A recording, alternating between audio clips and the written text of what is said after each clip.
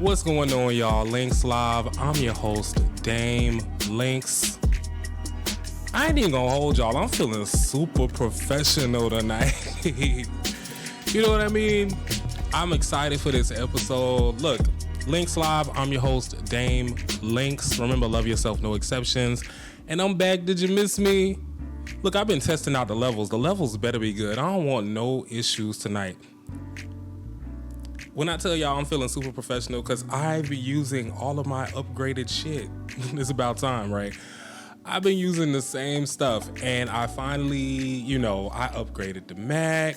If you ain't got the M4, who is you playing with? I got the DDJ FLX4 right here in front of me, and I'm recording on the opposite side of my studio. I'm excited to use this side. This is kind of where I've been practicing and, trying to learn the new shit at. So I just decided, hey, let me just film over here tonight. And when I set it up, I was like, oh, this kind of fly. Look, if you look right behind me, I painted these. Well, I painted these three. Anyway, LYNX Live. We back with another hot episode tonight. We got a lot to get into. It's been about a month since I've been talking to y'all, chatting with y'all, so I'm excited to be back. It's May. Gemini season is approaching. I'm about to hit another year around the sun, and I'm excited about that. I'm feeling good. I'm looking good. This year has been nothing short of amazing so far, and we'll get into that because I do got some church announcements, some real life. I just want to sit down and talk to y'all for church announcements today. We definitely gonna get into some reality. We got music bites, of course, but let me just let y'all know what I've been up to. So over the last month, I've been outside a little bit. It got hot, then got back cold up here in the DMV, and now it's officially back hot, and I'm excited about that. I went to an R&B party over at Bullpen. That was a lot of fun.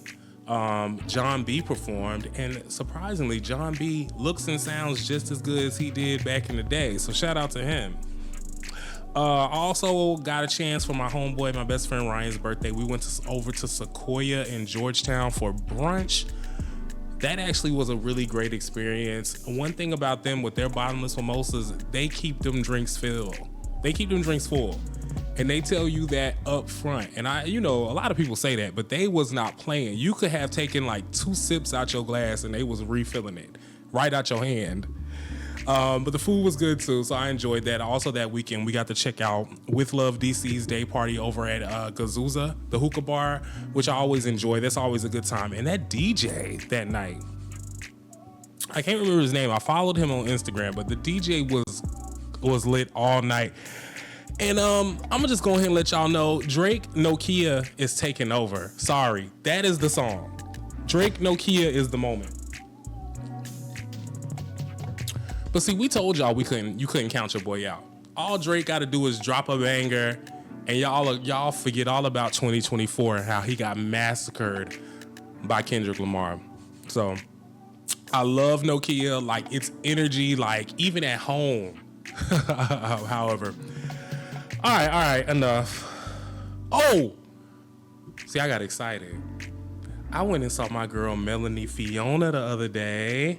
I have not seen Melanie Fiona since probably 2012 when she performed at Club 708 in Atlanta for Pride. Y'all know how long ago that was. You know what? I was so excited to see her. She was at the Howard Theater on Tuesday. She sounded amazing. She looked amazing. I really loved the set list. She recently dropped an EP. She gave us 4 songs. She hasn't dropped music in quite some time. And she did like 2 of those songs, but she did the hits. It Kills Me, I've Been That Girl, 4 a.m. And I was just so excited to see her. When I think about Melanie Fiona, she just takes me back to a particular time in my life. And that's the thing about albums. They always kind of remind you of where you were in those moments. So to sit there and hear her perform these songs live, and she still sounded just as amazing as she sounded back then. It was just, I'm glad I was in the building. So, I'm excited for concert season. I really am. I got a lot of shows that I'm lined up to go to. So anyway, that's going to bring us right into Music Bites. I told you Melanie Fiona just dropped an EP called Say Yes. Make sure you check that out. Now, And a project I have been waiting on for a very long time is Keri Hilson's project. And Keri Hilson has been off the scene for some time. Me and my best friend always talk mess about Keri because she lied to our faces back at Club Rain that year. She sat up on that stage and told us she had new music coming. This had to be like 2013, 14. And we haven't heard anything from Keri ever since. She is one of my favorite girls in the industry, for real. And so it's been long overdue. So she finally dropped her project. She dropped it this month. It's called Love.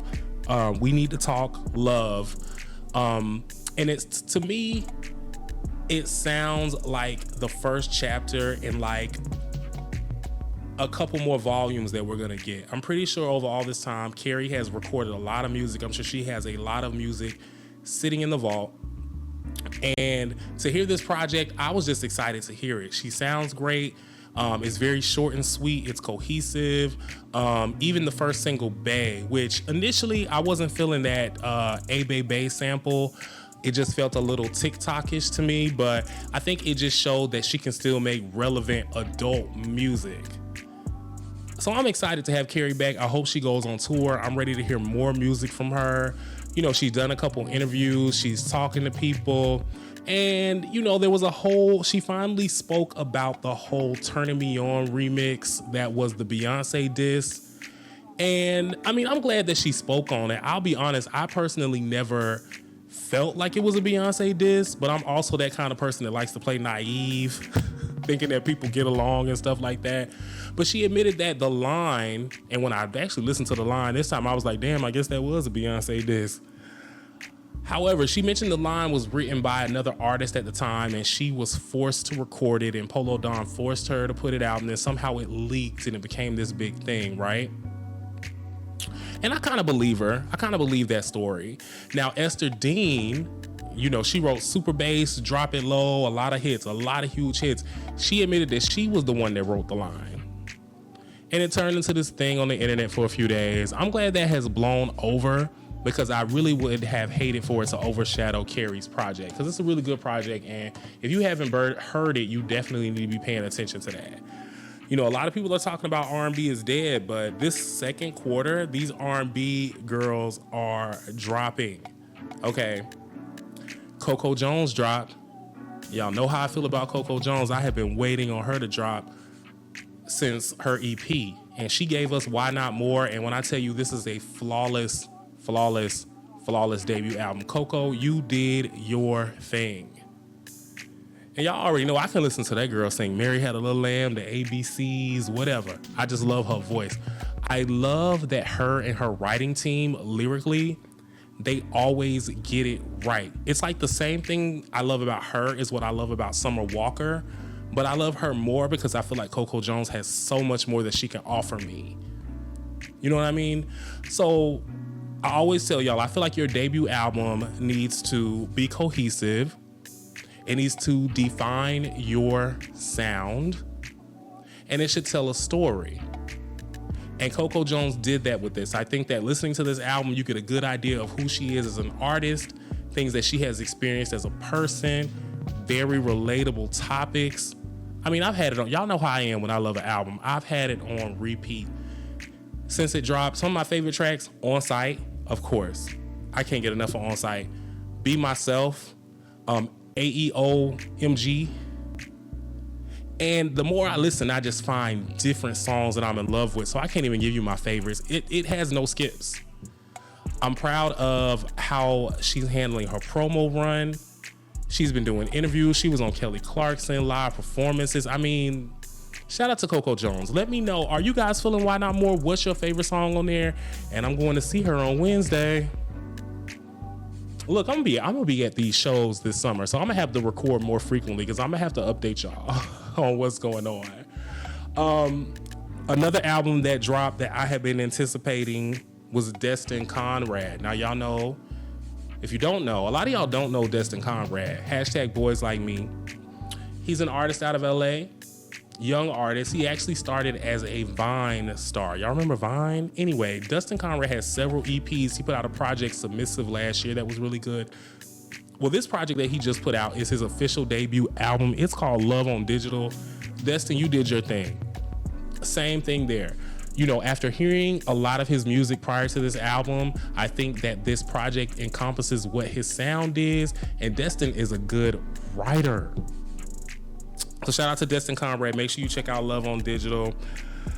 I'm just so excited for R&B music. You know what I'm saying? Chris Brown is back on tour. He's going to be going out with Summer Walker and Bryson Tiller. The tickets have already sold out, so I got to figure out which show I'm going to go to or how much I'm willing to pay for resale tickets. But I got to see Chris Brown this time because I missed him last time. And then Summer and Bryson. You know, Bryson had one of my top albums from last year. So definitely got to check them out. I'm sorry, something smelled like it was on fire. Look, I had to make sure stuff was good. Anyway, also, okay, Ciara gave us a new single called Ecstasy. One thing about Ciara, she's a MILF for sure. She's definitely a MILF for sure, okay? How do I turn this headphone volume down? There we go. I'm like, why am I hearing this echo? Anyway, she's definitely a MILF for sure, but I don't know. Something about this single and this video just made me feel really uncomfortable. So I'm not really liking the Ciara single. Also, Davido, Afrobeats, he dropped a project called 5. Great project as well. Y'all know how I feel about the African sounds and the international music. Davido has been a staple in the Afrobeats community, so make sure you check out that project too.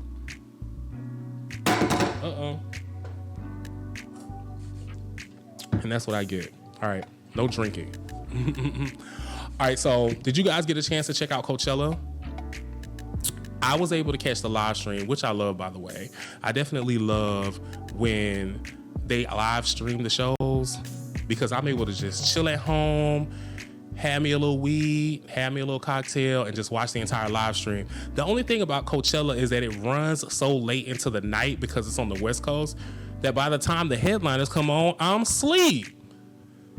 So I really didn't get to see Missy. I woke up and Missy was halfway through her performance, but I saw Missy at Capital One last year, so I'm assuming she gave a similar set, but I think Missy is also one of those artists that's gonna do it different every single time.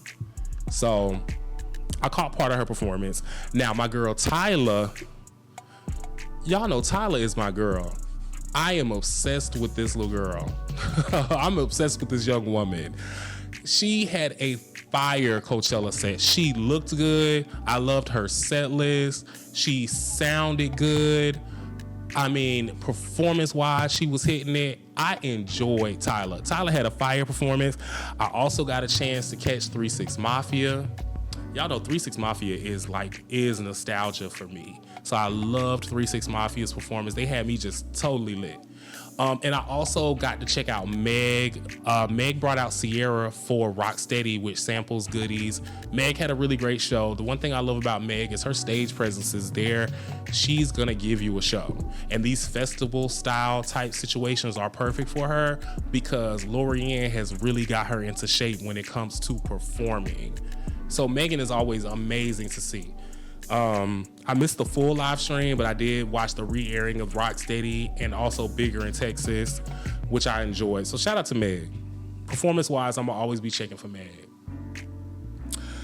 Okay, so also while we were gone, Billboard Woman in Music 2025 aired. They honored, first of all, let me say, I really do love Billboard Women in Music. They've been doing it. I've been watching it for the past 3 or 4 years. I didn't know about it before then. I also don't think it's been as big as it has been, but I'm enjoying that. So they honored several women. Doechii was honored with Woman of the Year. I'm not gonna hate on that. I think that Doechii had a really great year musically. I think that she really did something for rap. And I think that was a moment to really recognize what she did. So I'm gonna give her that. I'm not gonna hate on that.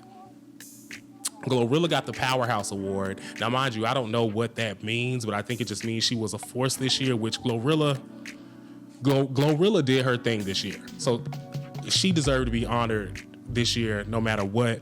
And then Tyla got the Impact Award. You know, Tyla is breaking records and setting records and being a breakout star as far as Afro beats is concerned and those African sounds. So, and she's doing a good job at it too. I don't care what y'all got to say. She's doing a great job. So she was honored as well. So that was exciting to see. In other news, Ari Lennox officially is no longer with Dreamville. Thank God. You know, she has been beefing with Dreamville for the longest. You know, just the end of last year, she was fussing with them and begging to get off her label.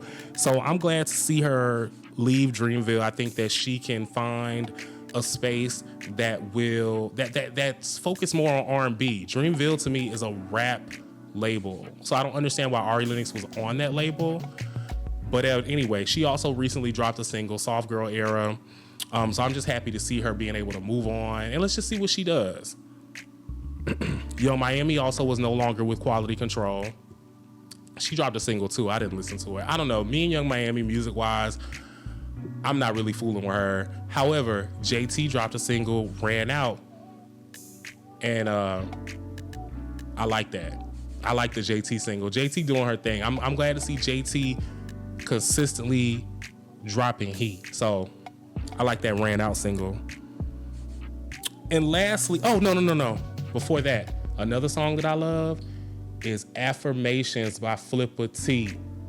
If you have not heard that, pull it up. That is on my good morning playlist. I listen to that song first thing every morning when I wake up because we need those affirmations. All right, lastly, Toni Braxton and Birdman. So apparently they got married back in August of last year. And then 2 weeks later, Toni Braxton filed for divorce. And now in January, she's dismissed it. So I thought that Toni and Birdman got married a few years ago. But I'm starting to believe everything that Tamar be saying about Toni and her foolishness. Look, that's going to be it for Music Bites. We're going to get into some more music and we'll be right back with some reality. So make sure you grab your drinks.